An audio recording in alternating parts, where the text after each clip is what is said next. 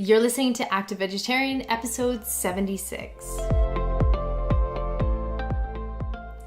Welcome, beautiful friends. Thank you again for joining us here at Active Vegetarian. We had several busy weeks, so this episode comes with a little bit of a delay, but we are here, and today we are approaching another very common challenge when it comes to plant-based eating. Any vegetarians, vegans listening, you might even be affected by it, and that's iron deficiency. Extremely common, and I think one of the biggest concerns most people have before taking on a vegan or plant-based diet as well. It's a big question, like you said. You know, often it happens even after a few months into experimenting with plant-based eating. And we hear it a lot. We hear it from our coaching clients. We hear it from our friends and family members who are maybe attempting to go more plant-based. They're feeling amazing after a few weeks, really, of changing their nutrition and really implementing more of fruits, vegetables, and nuts and seeds, and getting rid of some of the animal products. They're really noticing some significant health changes in their bodies, and they're feeling better, they have more energy, until the whole topic of anemia or iron deficiency comes into play.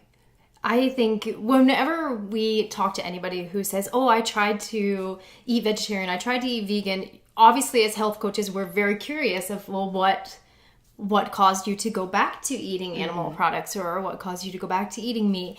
And this is a common one. It's usually that they felt like they weren't getting enough iron and they were dealing with anemia or iron deficiency. I think it starts with them going to a doctor and, saying, I'm vegetarian, but I am feeling a little tired, or I have some symptoms of fatigue. And the doctor said, well, if you're a vegetarian or you're vegan, you're probably lacking iron. So then they do a blood test and they find out that, yes, maybe the iron levels are a little bit lower. And of course, as a doctor, it's quite common to hear that the doctor says, you need to start eating red meat again, or you have to start taking supplements. And that's unfortunate, because there are so many other ways we can go around it, and we can really maintain our plant-based diet, and we can stay healthy. So today's subject with this long introduction is going to be all about iron deficiency, about anemia, and how we can treat it on a plant-based diet. First off, what is iron? Why do we need it? What is its function in our body? Why is it so important? All the questions. Let's break it down. I think we can go into quite a details here, and we can really break it down into serious science. But I think just to keep this podcast going and this episode going, I think let's just start with the fact that iron is a mineral, and it's very important in our body. We have to have sufficient levels of iron in order to carry oxygen from our lungs to the rest of our body. Iron is also a big part of the enzymes in our body, and it's essential for good digestion and really overall health of the body. So without enough iron, our red blood cells are fewer or smaller, and they're not really carrying enough oxygen through the body. So therefore, we might be experiencing some symptoms, which we'll talk about later on.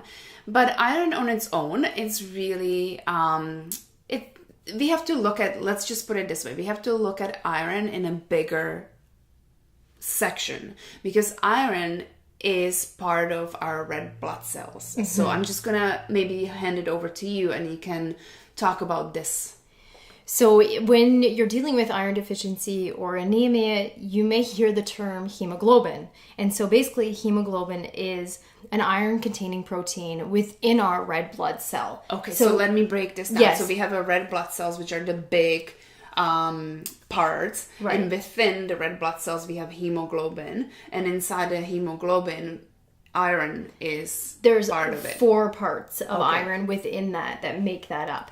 And it's also containing oxygen within it. That's why the hemoglobin and the oxygen is what makes our blood red, and rich in red is the oxygen and the hemoglobin coming together. Now, obviously, hemoglobin is really important in our body, because what it does is it takes oxygen from our lung capillaries and it transports it and distributes it throughout our body to the areas that need it. So iron is extremely important obviously with oxygen and getting to all of our organs within our body and functioning properly. So when we have low levels of iron, we have iron deficiency or anemia. That's why the shortness of breath. That's why we feel tired, fatigued, because our body is pretty much overworking itself. Our organs are having to overwork because they're not getting the proper amount of oxygen to function at the level that they need to. So extremely important to make sure that these levels are efficient. So you already mentioned fatigue and unusual tiredness, and that obviously is due to the fact that the oxygen is not being delivered properly throughout the entire system. Also, I heard that increased heart rate is another quite common complication or symptom. Exactly. Shortness of breath, I think that's quite common, and I think that's one of those first symptoms people notice. They're fatigue and they have shortness of breath, especially when they're doing just day-to-day tasks. Even like they notice it more maybe when they're going up the stairs or walking up the hill. It's like, what's going on? I don't have enough breath. So yes, again, the heart has to pump harder in order to deliver the oxygen through the body. And I think this is a really good point to bring up at this moment, is that obviously noticing this within yourself, noticing it within friends or partners, and if you're comfortable to bring it up and say, I would suggest like just watching you walk up the stairs or hearing you're out of breath a little bit, maybe you should check your iron levels, or just being aware of those things within yourself and as in others as well. And I bring this up because we have an array of different people that are listening to this podcast or watching these videos. So what I would suggest is, even if you're a trainer, we're not one to provide nutritional advice to our clients, but maybe just suggesting, if you find that you're putting your client through some conditioning type of workout and you notice, because we should be aware of this. If you are a trainer yourself, you should be aware of these things. And if you do notice that your client is getting short of breath really easily, then just maybe suggest, like, have you checked your iron levels lately? Have you looked at this? Because especially in women, us women, if we're active, or if we menstruate. So when we're menstruating, we are losing more blood. So we're more likely to experience have an iron deficiency or anemia. Got it. I think another common symptom is pale skin. Yes. So it doesn't have to be only in the face, although most people notice it in the face. It's also checking the eyelids. If you pull your eyelid down, I know that's kind of weird, but if it should be pinkish. So for those who suffer Yours with anemia, nice and pink. Oh, thank you. You have to actually pull the eyelid down. So I'm not doing it here because it is on the video. But I could do it for sure. But it's one of the first signs of anemia is just that the skin is starting to get pale. And also lips. So being aware of yourself, or again, clients, friends, anybody, is if the lips are really pale looking and there's not a lot of like red full color to them, dryness too to the lips is another sign of it. Okay, headaches, frequent headaches. It's easy to treat headaches with medication and painkillers, but look and research a little bit deeper. Why am I experiencing headaches? It could be a sign of anemia, and the reason again is that the blood is not pumping properly, and we need oxygen in our head, right? And because we are upright, the gravity works its way, and it takes so much more in order to pump the oxygen up into the brain. So that's another one. And another big one is brittle or spoon shape like fingernails, and that usually doesn't happen till later on. So you could be experiencing iron deficiency for a long time, and then you really start to see it on your fingernails. Explain spoon shape. What would it look like? So any of the listeners out there. Okay, so think about the spoon.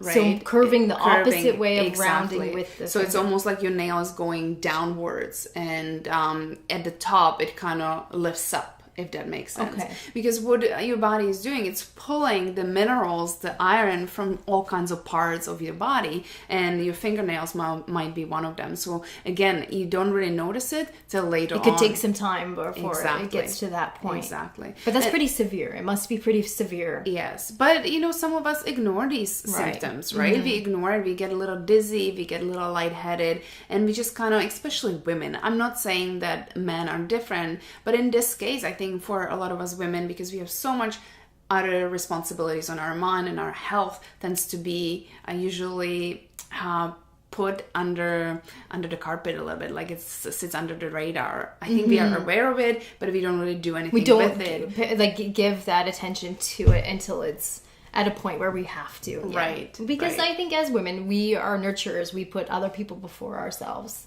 Okay. There's probably men out there that do it as well, which is fine. Yes. So other potential symptoms is restless leg syndrome, difficulty concentrating, and poor memory. So again, those are things like, I'm having a hard time really paying attention, a little bit of depression as well, and anxiety. How often do we associate it with some kind of deficiency in the body, right? We tend to treat it with other things, like I'm feeling a little tired, let's have some coffee and, get me going. But it's not usually as simple as that. We really have to look at the deeper reasons behind it. Hair loss is another one, and that's something I experienced when I was a teenager. I started losing a lot of hair, and it was pretty scary. And anemia was it was iron deficiency at that time that really was the reason for it. Well, again, your body is brilliant in the way that it's going to try to get the nutrients. It's going to try to pull it from any source it can. So It will look to your nails, it will look to your hair, all of these things. Now, before we continue, I just want to talk about two different terms we've mentioned so far. One of them was anemia and one of them was iron deficiency. So are they the same? What's going on here? So let's talk about anemia. That's really the big thing. The anemia is basically a Greek word. It comes from a Greek word and it means without blood. And it occurs when the body has a low number of red blood cells, as you mentioned before. Now, anemia can have different stages or different types, I should say. So there's the medical system recognizes, I think, up to 8 different types of anemia. It's quite complicated, and that's, I think, why it's so challenging sometimes to diagnose anemia properly, because often when we are deficient in iron, we tend to go to a doctor and they might prescribe a supplement, but just that supplement might not be enough to really fix what's happening in the body. So today we want to talk to you about 2 of the main types of anemia, the ones that we feel we can really give enough information about. And if you want to know the rest of them, I would suggest to research them. But I think these 2 will cover a lot of the common issues a lot of plant-based eaters are dealing with. So let's start by looking at iron deficiency. So that's probably the most common one, and especially when we are talking to plant-based eaters, because iron deficiency means that you have low amounts of iron or you have depleted your iron stores in the liver, so there's no longer enough of it to distribute properly and the red blood cells are not forming properly. So this one, the cause is fairly common. It's low iron diet, right? We're not eating or we're not intaking enough iron from our diet. Or women, like we mentioned earlier, or athletes, people who are more active. So we are breaking down the iron stores faster than we are replenishing them, basically. We also lost blood. So anyone who maybe had an injury or something happened where they were losing quite a bit of blood, that can cause iron deficiencies, ulcers. Women, especially women who suffer with heavy menstruation cycles, obviously losing a lot of blood, not replenishing it enough. Low vitamin D levels, that's something we don't often think about. So, we will talk about how to fix this as well. And artificial sweeteners, believe it or not. So artificial sweeteners are known to actually destroy the iron levels in our body. So you could be eating enough, but if you are also eating... including some artificial sweeteners, then that could be an issue. You might be in danger. So those are the most common causes of iron deficiency, and the one, especially you mentioned with athletes, female athletes particularly, but it doesn't have to be just female athletes. We often are experiencing lower iron stores, and there's a reason for it. So anybody who does like a high impact sport, so like running or help me out, what would be another high impact sport? I think like even just jump rope, anything like that, where you're getting that impact every time you hit the pavement, or any plyometric type of exercise where you're jumping and landing.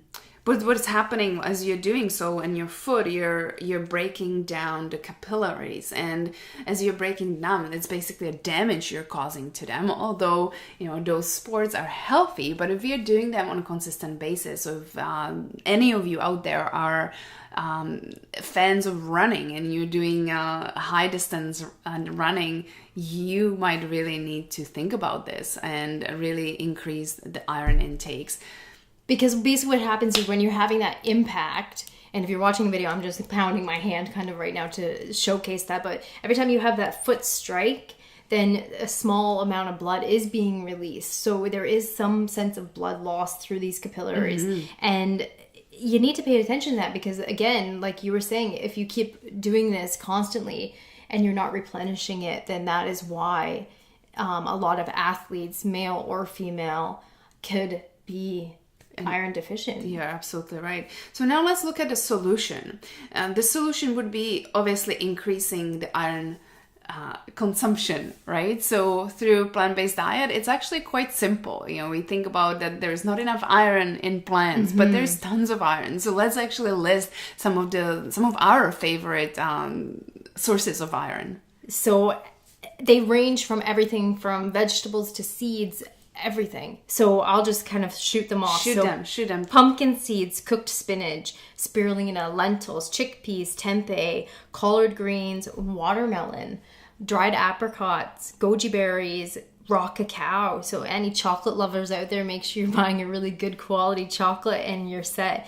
Bananas, chia seeds, sesame seeds, quinoa, oatmeal, pistachios, pine nuts, and wow, it's just unreal when you start to really dive into it and see. Yeah, I know it would be very difficult to remember them all. So as always, there is a post to go along with this episode. So this is episode 76, and if you go on our website, Active Vegetarian, you will find a beautiful infographic that actually displays all these sources of iron for you. And we are going to stress that variety is really the key. You might be like, I love pumpkin seeds and I'm going to eat them every single day because they contain tons of iron. Great. But you need to make sure that you're eating different and variety. Cooked spinach, some collard greens, variety. Include them all. And one thing to remember is with non-heme iron, which is the iron that comes from plants, we also need to consume vitamin C in order to get a proper absorption of this mineral. So iron and vitamin C go hand in hand, and that's pretty simple. Actually, nature is very smart, and a lot of these plant-based sources of iron already contain vitamin C, like goji berries, for example. You have great source of iron and protein and vitamin C all in one. I think the most common thing that a lot of people who have been following a diet like this for a while understand and have heard of, okay, having some lemon juice or some oranges with my spinach or with my greens so I can absorb the iron. And we've mentioned it before, and that is just as important. But again, coming back to that variety, we want to showcase that maybe you have a nice, beautiful salad and you're adding goji berries, like you mentioned, or peppers, a variety of bell peppers. Those are super high in vitamin C, even higher than oranges. Often we don't really think about it, but yes. Think color, like adding berries. So every type of berry, from blueberries, blackberries, raspberries, strawberries, have a lot of vitamin C as well. So I always think like the more colorful and vibrant it is, the more vitamin C it contains. I don't know if it's true or not, but that's how I think, because bell peppers, the berries. And it's important to eat those in their raw form, because as we are cooking, especially over high heat, we are destroying the vitamin C. So having salads is probably one of your best ways to go about it, or a big green smoothie where you put spinach and you put some, let's say, goji berries, or one of ours go-tos recently for vitamin C is camu camu powder. Yes. Camu camu. It's really high in vitamin C, and it really is great addition to your smoothies. Dried mulberries, like it's endless. There's the sour berries. I don't know what they're called, but they're almost like a red kind of cranberry looking berry. You can buy them dried in places like Winners and Home Sense, and they're really great for that as well. So of course, as always, when it comes to solution, we start with our food intake first and foremost. And as Hippocrates said, food is your medicine. So look into it. As we said, variety is really, really important, but look at your food first. And there are other things that we can do in order to deal with iron deficiencies. So, of course, I'll reiterate, but eating a whole food plant-based diet and staying away from processed foods, that's really important. And getting outside, getting some sunlight, as well as high quality cast iron cookware. So, you know, they're kind of a pain to keep around. They're a little bit heavier and whatnot, but you will actually benefit from using a cast iron pan or skillet when you are doing some vegetables or you're cooking anything, some tempeh, whatever it might be. You're going to have the iron from the pan come into the food a little bit. And I think we actually had a podcast about cookware a long time ago, and we were talking about, you know, the quality of your cookware is very important, because if you think about it, if you have a low quality cookware, like let's say some kind of aluminum pots and pans, the stuff that actually gets, once it's heated, whatever you're cooking on, that stuff gets into your food. So why not use high quality iron cast cookware in order to actually get that iron into your food?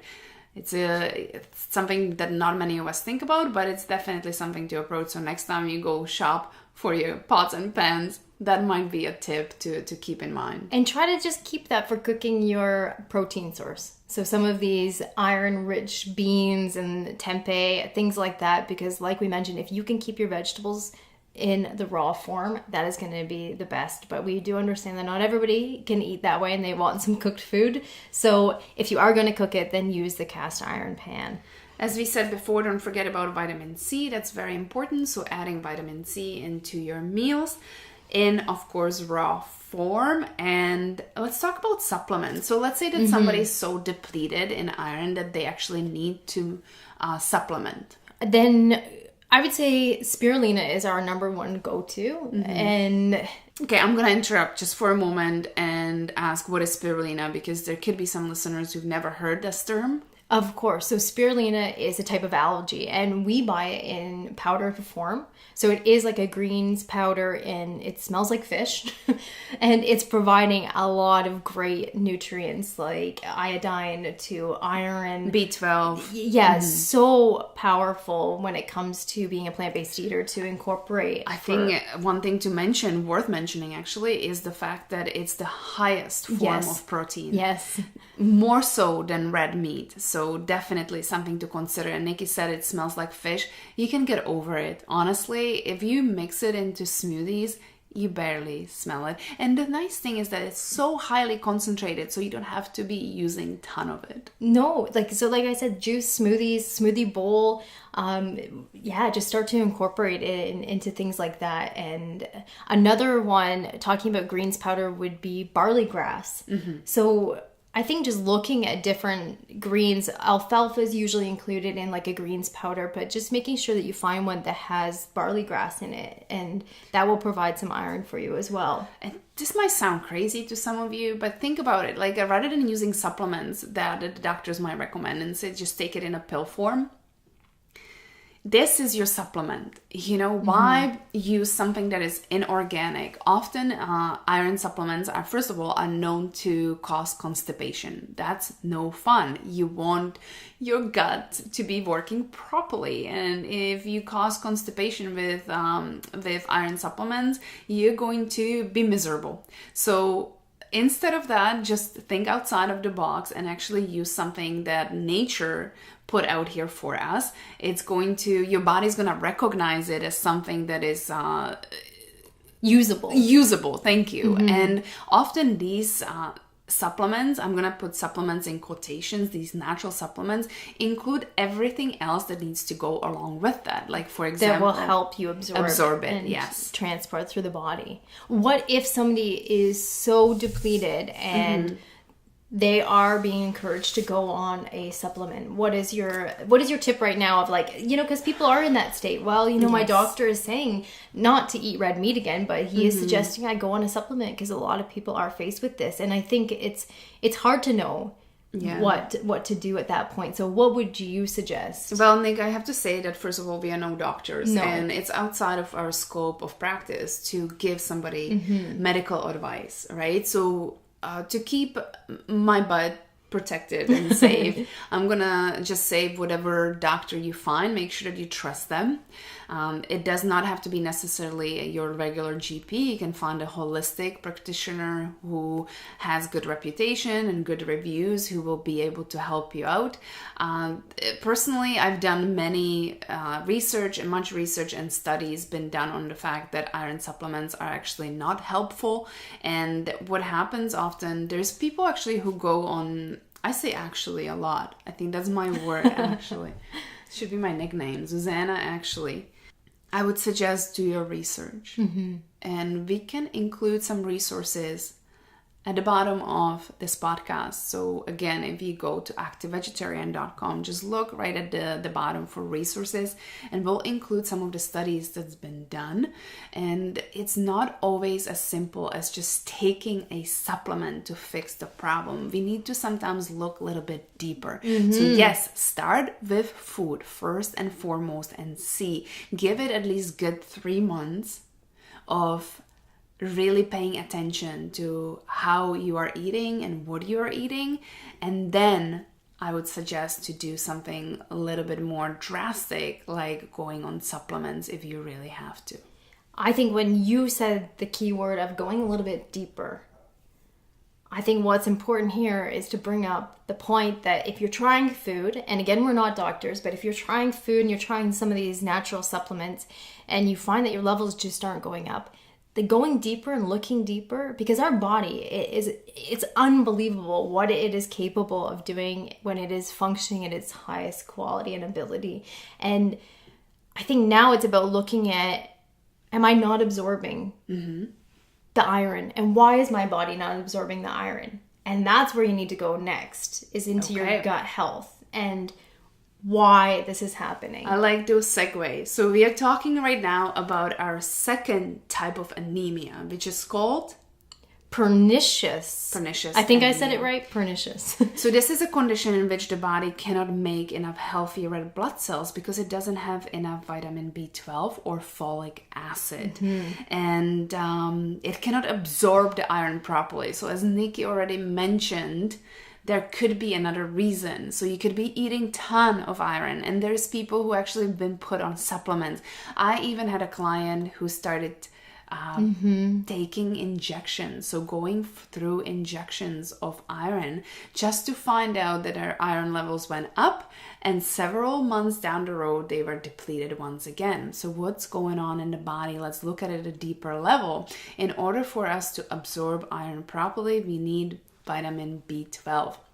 And vitamin B12 is actually a microbe that lives in our intestines. So microbe being bacteria. Bacteria, that's right. So we don't really think about B12 as bacteria, but that's what it is. And if we do not have enough B12 in our intestines, in our gut, so meaning that if our gut flora is not healthy, then the iron cannot be properly absorbed, and which makes the red blood cells way too large, and they cannot escape the bone marrow. So your blood cells are stored in your blood marrow, and if they're too big, due to the fact that perhaps you don't have enough B12 in your body, they cannot properly escape the bone marrow. Therefore, you don't have enough of red blood cells in your blood in order to properly deliver the oxygen. Does that make sense? It makes sense to me. I hope all of the listeners are catching it. I think you did a great job of explaining it, breaking it down. I hope so. How would we know that we're B12 deficient? How can we recognize those things in our body and those signs of it? Or what causes it? Well, okay, so let's talk about how do we know. I think the best way to know is to get tested. And one of the easiest tests, or I would say most accurate test, is a urine test you can get. You can also get a blood work done, but the blood work is not as I wouldn't say accurate, at least not the typical blood work. If you go to like a naturopath or some kind of holistic practitioner, they might be able to dig a little bit deeper with the blood work, but a urine test will usually help with figuring out. And urine would probably be the most accurate. Well, deep blood work apparently works much better, but the urine test will give you good readings as well. And what causes B12 deficiency? That's a big one, because back in the days, B12 was pretty much living. It's a microbe, let's remember that, was living in our soil. So if we were eating a variety of fruits and vegetables, we would be getting enough B12. Today, our soil is hugely depleted of the good bacteria, and not to mention there's a lot of chemicals in our soil as well. So we are no longer getting it through our regular diet. A lot of people are suffering with autoimmune diseases of the gut, especially like Crohn's disease and IBS and celiac. And those people are more prone to be deficient in B12. I want to tag on, just as you were talking about the soil and our soil being depleted of it. Another thing is that as humans, we're not getting out and getting into the dirt either. And our skin being one of the largest organs to absorb different things, our hands, I shouldn't say none of us are, but most of us are not getting our hands dirty and really like gardening and getting dirt under our fingernails. And it seems crazy, but it's a way to absorb that B12. And we're not doing those types of things anymore either. Yes. Another cause would be eating meat, fish, poultry, eggs, cheese, and milk diet. I'm not really going to expand on it too much. I think you just research it yourself. Self-explanatory as well. Irregular sleeping habits, because our melatonin, serotonin production and cycles are not really in check, and that could really mess our hormones. So again, that messes the B12. Poor hydration. Chemicals. So if you're eating non-organic foods and there's pesticides, other types of chemicals on those foods, glyphosates, all of that, then that's going to obviously disrupt everything within our system. And speaking of chemicals, I think medical drugs, the typical drugs that you buy and you're consuming, whether it's painkillers or if you suffer acid reflux and you're taking any medication for that, those would disturb B12 levels as well. Ignoring really any digestive troubles, and that's a big one. I know anybody who is listening and you're suffering with some kind of discomfort in your stomach, whether it's bloating after eating or indigestion, constipation is a big one. And I think when it comes to constipation, we think that if we go to the bathroom once a day, that's enough. Well, I'm gonna break the news here. If you eat 3 times a day, you should go to the bathroom 3 times a day. That's a healthy bowel movement. And it has to be like, again, we can start a whole podcast about how your bowel movements should look like, but it has to look healthy. That's all I'm going to say right now. I don't think we need to go into the detail of this podcast for any of that. So if you're suffering any digestive troubles, anything to do with your gut, look deeper into it. What else can cause low B12 levels? Stress. And I think a lot of us can associate that when you're stressed, what happens? You kind of get that nervous butterfly sense in your stomach and just how your body reacts. It's like a floodgate of different hormones, and stress is huge in any type of chronic disease or illness within our lives, and it's something that I think more and more people are becoming aware of and taking some approaches to. And I know we've talked about it in different podcasts before, of just being more mindful, connected, taking those times, those opportunities to really de-stress and connect with yourself. And it's so important, and it's down to this point of how our body functions and how it works. It's really important to make sure that your stress levels are kept at a low, and it's also manageable through the activities and things that you do in your life to support those high stress points. Well said. I'm going to add one more in there, and that's smoking and alcohol. And it's interesting because now we are talking about, we started with anemia, and what do you do when you are low on iron and you're a plant-based eater, and now we're going down to like talking about smoking and gut health. But you can see how important lifestyle is. And you know, our whole mission here is to really help you live a vibrant life and do it on plant-based diet. And we could just talk about the nutrition. It would be very simple to just say, okay, eat this, or don't eat that, take this type of supplement, but it goes so much deeper. And our lifestyle is so important. As you can see right now, we are talking about B12, and a lot of it, a majority of the causes are lifestyle related. Yeah, just to give a glimpse into it, to break it down of how everything kind of correlates from nutrition to how we absorb things. A good example is you're eating a meal, and it could be a healthy, beautiful, full plant-based meal, but I don't know, you're upset or you're angry and you sit down to eat it. That's like, your body's already stressed and it's trying to overwork. It's releasing all these random hormones, like I said, and you are taking that energy and you're consuming a meal. Well, it's not going to do anything for you. It could actually even just hinder you, and that could result in the indigestion, the bloating, because of just the mindset and the connection you had, or lack of connection, I should say, when you sat down to consume this meal. So this is why we do incorporate all of these things within our coaching and within these podcasts. And we really emphasize that, like, great, get your nutrition down. It does start with the palate, but everything else has to support it. We really need to make sure that everything else is there to support this. Speaking of supporting, how can we solve this problem of B12 deficiency? Fix your gut. All right. It's what we've been talking about. So looking into it, getting deeper, like you said, and figuring out why this is all happening, and become more aware if you are having any issues with your digestive system or with your gut.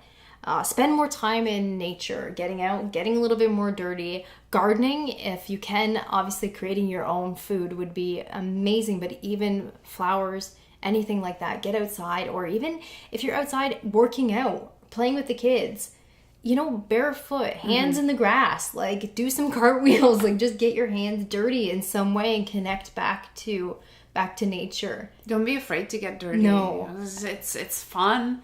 It's playful. I don't think that we need to be so obsessed with being clean. Obviously, it would be the best if we could all live in a peaceful, healthy environment. And, you know, some of us don't have the option. Maybe you live in a city where there is not enough space or clean space, or the parks around you are not the healthiest to play around or to walk around barefoot. So try to get outside of the city, get into nature, and do what you can.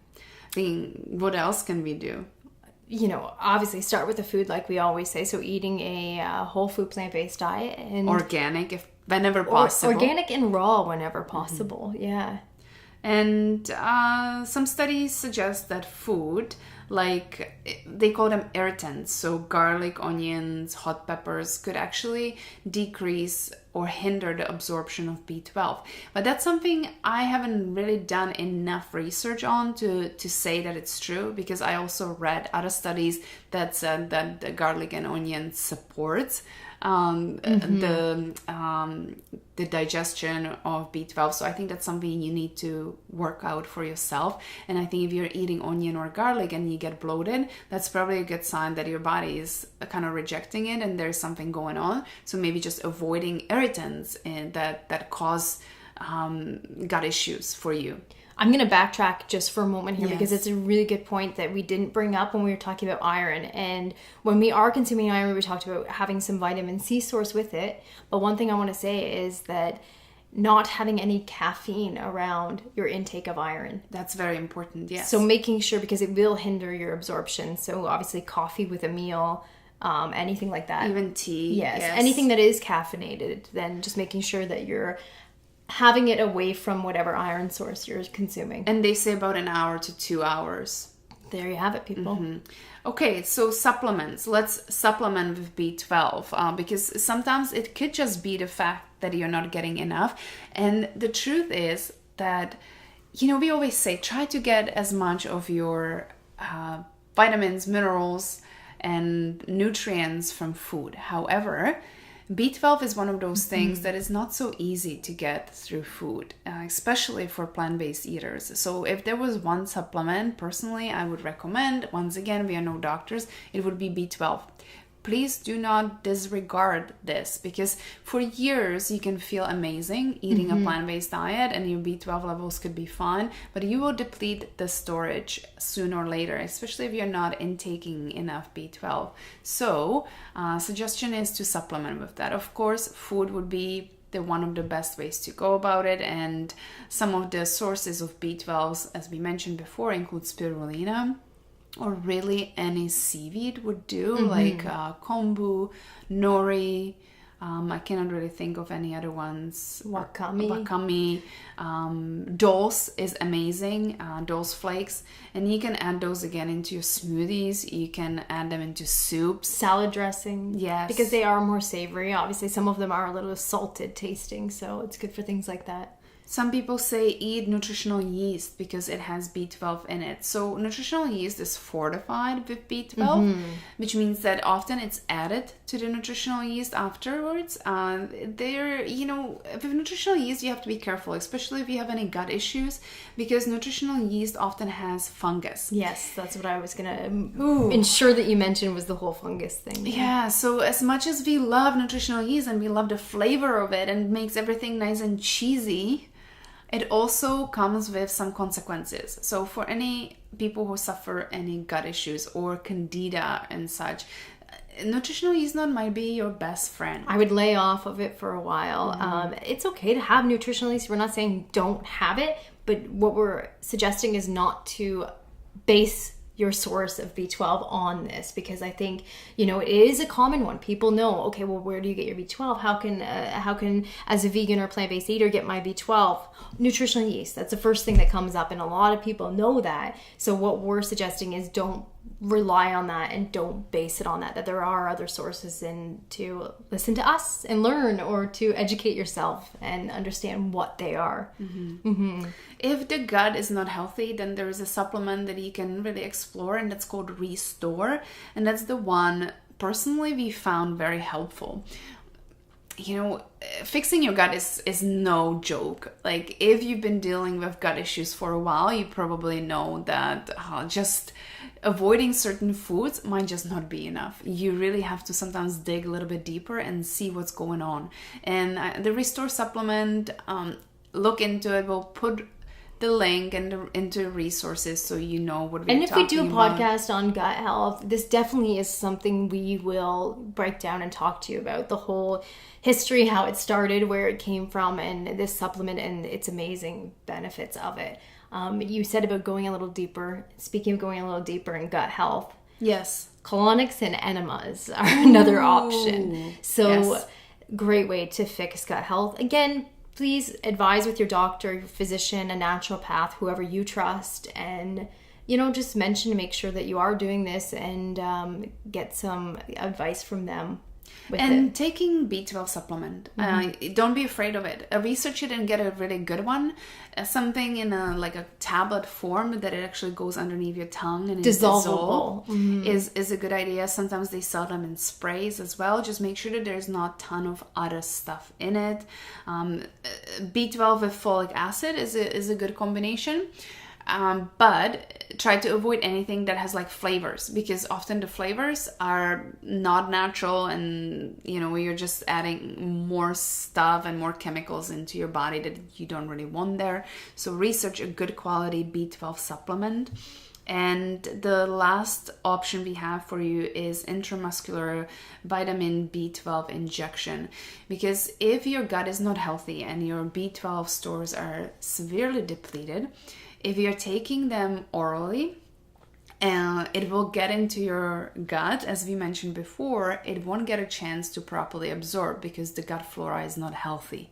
So in that case, you want to bypass the whole digestion in your gut. And if you are getting injections of B12 right into your muscle, that will basically help with that whole issue of not being able to absorb it properly. Now, this is not a long-term solution.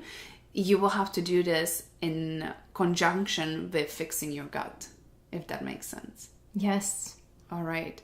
I think we've covered a lot. We went down quite a deep rabbit hole, I think. We went from iron deficiency, anemia, all the way to gut health and B12. But again, like you were saying, it just goes to show how incredible, first and foremost, let's give credit to our bodies and how incredible they are and what they're capable of. And yeah, just how important it is to really pay attention and to be aware of yourself and how you're feeling and your health, and to make sure that you are staying on top of it. Hopefully we didn't overwhelm you with the amount of information, and really we just covered 2 different types of anemia today. So if you want to learn more, there's going to be resources on our blog, so please refer to it. It's also good to maybe print out the chart, the infographic with the sources of iron, and maybe put it on your fridge just as a reminder to make sure that you're eating variety of foods. And if you feel overwhelmed with the information and you really don't know where to start, just choose one thing. Just start with one thing, because even one step forward in the right direction will make a huge change. The one thing you don't want to do is ignore this issue. So if you're experiencing any of the symptoms we've listed, do not ignore it, because further you let it go and slide, the worse the situation might get. All right. Thank you, everybody, for sticking in it with us as we ramble, as we share our passions, and hopefully educate you in doing so. So thank you for being here and part of this with us once again. And Zeus, you have something you want to share with everybody? I do. I want to send all of you our love. Yes, our love, because we really appreciate you being here with us. So this is something we recently learned at a conference. It was a little out there conference, but it was really, really nice to be part of it. A little out there. It was just women. Just women getting together, sharing love. And I want to share our love with you. So we're going to send you a little love swoosh. So we're just going to rub our hands like this. And if you're not watching the video, then I just want to show you or describe to you what we are doing. So we are rubbing our hands. Rub our heart. Rub our heart. That's it. And are we ready, Nick? On 3, 1. We're sending it out to you. Ready? 2, 3.